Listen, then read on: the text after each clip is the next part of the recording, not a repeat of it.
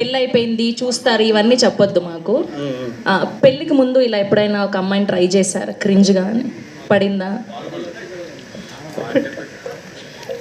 పర్లేదు, తిట్లు తిన్నాం. యాజిటీస్గా మా లైఫ్లో ఎప్పుడు జరిగిందంటే. Thank you sir, thank you so much. Yes and ఇవాళ ఈ టీం అందరినీ బ్లెస్ చేయడానికి విచ్చేసినటువంటి సార్ వినలేదా? తిట్లు తిన్నారంట అక్కడ ఆవిడతో ట్రై చేసి. సార్ నేను ఒక క్వశ్చన్ అడిగాను సార్, టీజర్లో చూపించినట్టు ఎప్పుడైనా ఇలా ఒక అమ్మాయిని ట్రై చేశారా పెళ్ళికి ముందు అని చెప్పి? నా లైఫ్లో నా 19 years దగ్గర అరవింద్ గారి దగ్గరకు వచ్చానండి. అక్కడి నుంచి నన్ను బన్నీ గారి దగ్గర వాచ్మెన్ కింద పెట్టేశారు. నా లైఫ్ అంతా కాయడమే సరిపోయింది మొత్తం. ఏదన్నా నా లైఫ్ లో మిస్ అయిన లవ్ పార్ట్ అంటే దానికి 100% అరవింద్ గారు, ఆయనకు ఇద్దరే కారణం. అయ్యయ్యో, ఆయన బ్రేక్ వేసి మరి వచ్చి చెప్తాను అంటే ఖచ్చితంగా ఏదో ఉండే ఉంటుంది బ్యాక్ స్టోరీ, మేము తెలుసుకుంటాం.